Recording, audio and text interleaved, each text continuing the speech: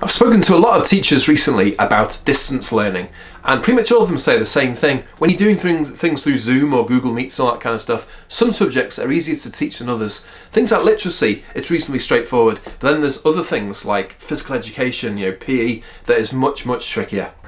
This is a shame because things like physical education are so important, and because children are just now sitting around much more than they were before, there's all the problems with obesity and mental health and all that kind of thing, and a bit of physical activity really helps all those issues. So I've thought long and hard, and I've come up with 10 simple physical education games that you can do via Zoom. One of the problems with doing any PE on Zoom is a lot of the children have very limited space where they are, so all these games are just basically done on the spot. You don't have to move around the room at all. Also, they're all very, very simple. They're all doable. There's lots of listening involved. They're all great games for children between the ages of about 3 to 7.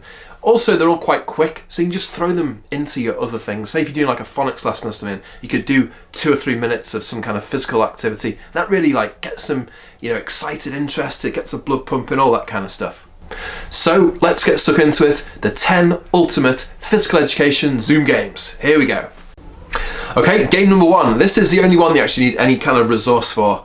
And all it is these 2 dice. I've included this because it's one of my all-time favourite games.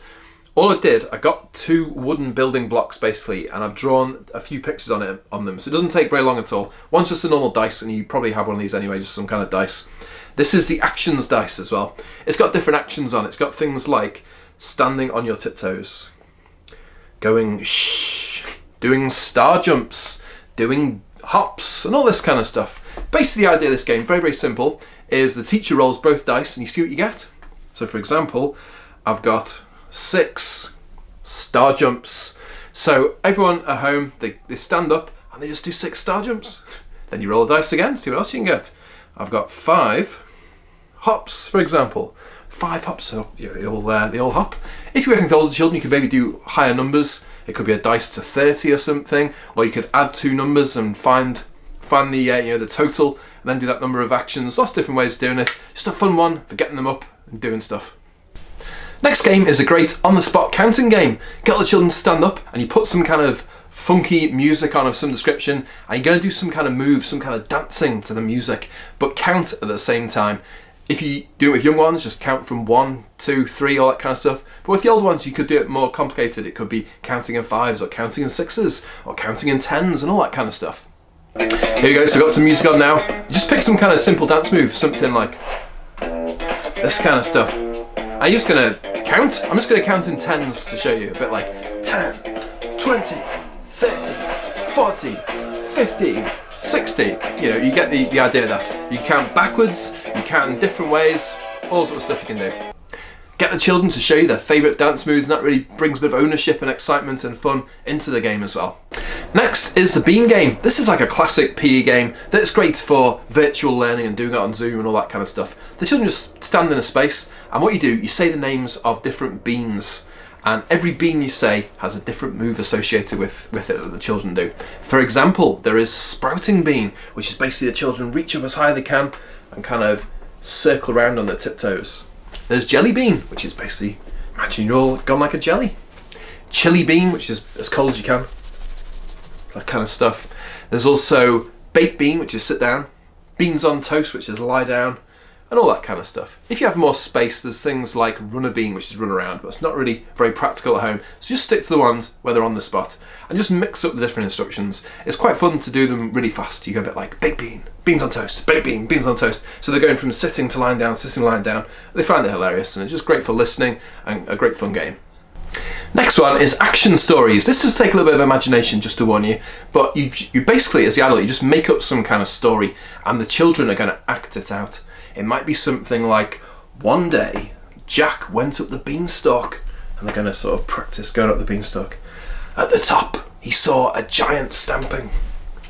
He had to run away and get more running on the spot. He saw a unicorn running like this with a massive unicorn horn. Suddenly the witch flew in. She was flying on a massive eagle, beating its wings. Jack had to go and hide in a little ball underneath a stone, and all that kind of stuff. Just make up some kind of crazy random story, and the children just act out different actions, Great for imagination, great for listening, and just great for doing fun things in one place. Next game is Animal COPY.CAT. It's good to have one person that is on for this. They're going to be the person that everyone else is going to copy on the Zoom screen, and they're going to just do whatever they do. It's an animal game, this one. Whoever's on, they're just going to move like some kind of animal. It might be like an elephant. It might be like a tiger. It might be like a T-Rex stamping, or whatever it is. Whatever it is, they're going to do some kind of impression of an animal, active impression. Everyone else is going to copy. And you sort of do that for a few moments, all this kind of stuff. Then after about a minute, they swap to a different animal. Might be doing a bit of this.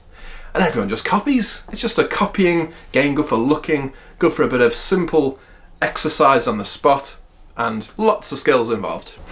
Next game is Traffic Lights on the Spot. This is another classic physical education game that's great for kind of a confined space and good for Zoom and online learning and all that kind of stuff. What you do in this is the children are cars basically, and you give them different instructions on how to move, and it's all based around traffic lights. So for example, red is stop, they just freeze. Amber is like wait basically, so you kind of you drive on the spot, you walk and drive on the spot. Green is go, so that means you just kind of walk around a bit, whatever space you got, just walk around the space driving your car. There's different things you can do. You can do things like roundabout, which basically means, you know, going round in a circle. You can do things like freeway, where you're going really, really fast, just round and round. You can do car park, which means lie down on the ground. There's different instructions you can do. With the young ones, just start simple. Just stick to red, amber and green. But you can always make it much trickier and extend with lots and lots of different ideas. Next, it's an HIIT session, a high interval intensity training session, in a kind of simplified, child-friendly version. You just do, for example, get a timer. You say, right, 30 seconds, we're going to do star jumps, go. Or we're going to do jumping on the spot, 30 seconds, go. That kind of thing. Dead simple, and just gets them all doing it all together. They can see all their friends doing it. Great fun.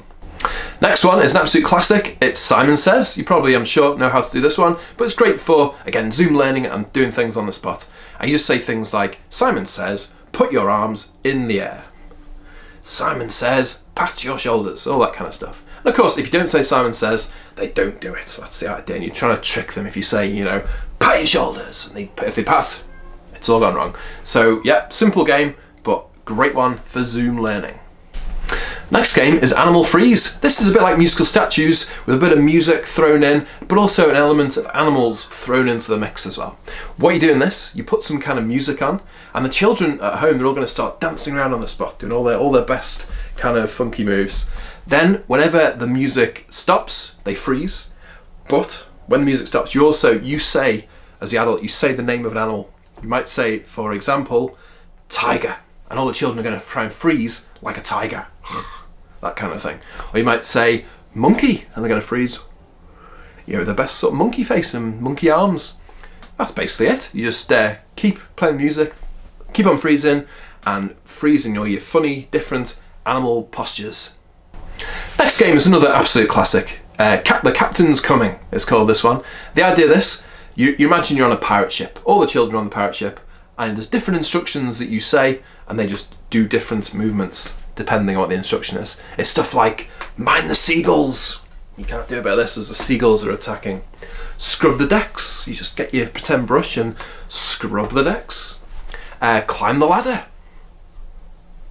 All that kind of stuff. Walk the plank, and you walk off and you pretend to dive off the end of the plank. All that kind of thing. When you say Captain's Coming, stand dead still and give a salute. And that's kind of all there is to it.